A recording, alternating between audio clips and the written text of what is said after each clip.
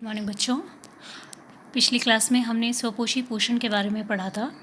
आज हम विषमपोषी पोषण के बारे में जानेंगे।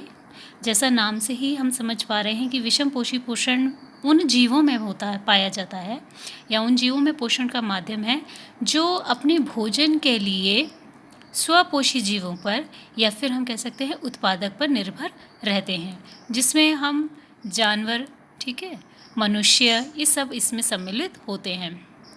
तो कोई भी जीव है जो अपना भोजन लेता है, वो किस प्रकार से उस भोजन को ग्रहण कर रहा है, किस प्रकार से उसके शरीर में उस भोजन का पाचन होता है, वो हम विषमपोषी पोषण में पढ़ेंगे।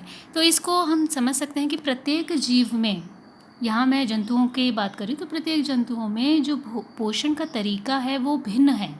उसके भिन्न होने का कारण ऐसे है कि जैसे मान लीजिए उदाहरण के लिए जैसे कोई भोजन का जो स्रोत है, यानी जो भोजन है मुख्यतः वो अचल है। अचल का मतलब है जो एक जगह से दूसरी जगह नहीं जा सकता, जैसे घास हो गई, या फिर गतिशील है जैसे हिरण है, यहाँ उदाहरण दे रखा है। तो चूंकि दोनों भोजन के स्रोत भिन्न हैं, तो जो भी उस भोजन को खाएगा उनके शरीर में उस भोजन को पचाने का या उस पोषण को ग्रहण करने का तरीका भी भिन्न ही होगा। जैसे घास को गाय खाएगा, हिरण को शेर खाएगा, तो दोनों में क्या है, पोषण, गाय और शेर दोनों में पोषण उपकरण भिन्न होंगे। तो प्रत्येक जीव क्या करता है, जिस प्रकार से भोजन ग्रहण करता है वो अनेक युक्तियों का प्रयोग करते हैं। इसमें कईयों के शरीर में भोजन इस प्रकार से अवशोषित होता है कि बाहर ही उसका क्या होता है, उसको पाचन कर लिया जाता है और बाद में उसे शरीर के अंदर वो उसे ग्रहण करते हैं। और हमारे शरीर में, जैसे मनुष्य शरीर में होता है, तो हम पहले भोजन को ग्रहण करते हैं, बाद में हमारे शरीर के अंदर उसका पाचन होता है। तो इस तरह के बहुत सारे जीव, भिन्न भिन्न जीवों में इस प्रकार का जो तरीका है या युक्तियाँ हैं वो भिन्नता उसमें हमें देखने को मिलती है। ठीक है, तो आज हम इसमें सबसे इम्पॉर्टेंट है अमीबा में पोषण, वो हम यहाँ पर पढ़ेंगे। तो सबसे पहले आप यहाँ डायग्राम में ही देख करके समझ सकते हैं एक अमीबा है। चूँकि अमीबा का कोई निश्चित आकार नहीं है, यह एक कोशिक सूक्ष्म जीव है, ये आप 9th क्लास में पढ़ चुके हैं। इसके शरीर में चारों तरफ से क्या होते हैं, पादाप, पादाप जिसे हम कूटपाद भी कहते हैं, यानी नकली पैर होते हैं। ठीक है, ये असली पैर नहीं होते। इनके शरीर का कोई भी भाग इस तरीके से पादाप के रूप में कार्य कर सकता है।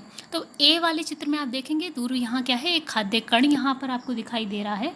इस खाद्य कण को अपने पादाप और कूटपाद की सहायता से चारों तरफ से घेर लेते हैं। ठीक है, और उसके बाद वहाँ पे क्या होता है, एक खाद्य रिक्तिका का निर्माण होता है, जिस खाद्य रिक्तिका में खाद्य कण को ग्रहण कर लिया जाता है, पकड़ लिया जाता है एक तरीके से, और उसके बाद उसे धीरे से बंद कर दिया जाता है, जिस कारण भोजन क्या है, अमीबा के शरीर में प्रवेश कर लेता है।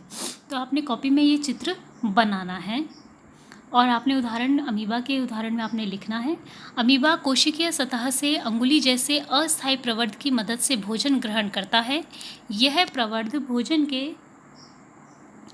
कणों को घेर लेता है तथा संगलित होकर खाद्य रिक्तिका बनाते हैं, जैसा आपको बताया गया था अभी। नेक्स्ट आपने लिखना है, खाद्य रिक्तिका के अंदर जटिल पदार्थ का विघटन हो जाता है, यानी पाचन कहाँ होता है, खाद्य रिक्तिका के भीतर हो जाता है, और उसके बाद वो पूरी की पूरी जो अमीबा है उसके कोशिका द्रव्य में विसरित हो जाता है, यानी फैल जाता है। तो इस प्रकार से अमीबा क्या करता है, अपना पोषण, अपना भोजन ग्रहण करता है। इसके बाद होता यह है कि जो भोजन पाचन हो जाता है उसके बाद उसको शरीर से बाहर निष्कासित भी सेम इसी प्रोसेस, इसी प्रक्रिया के द्वारा ही किया जाता है, यानी शरीर की जो अमीबा है उसका जो शरीर है उसकी कोशिका की सतह के द्वारा किया जाता है। इसी प्रकार क्या है, पैरामीशियम एक और एक कोशिकीय जीव है। पैरामीशियम में भी लेकिन अंतर जो है अमीबा और पैरामीशियम में कि पैरामीशियम का आकार निश्चित होता है, एक स्टेबल उसका शेप होता है, लेकिन अमीबा का आकार निश्चित नहीं था और अमीबा के पास क्या थे, कूटपाद थे।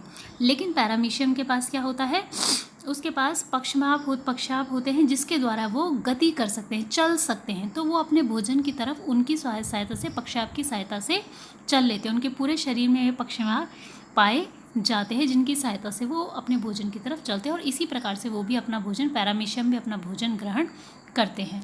तो ये आज की डेट में आपने अमीबा में पोषण के बारे में लिखना है कॉपी में।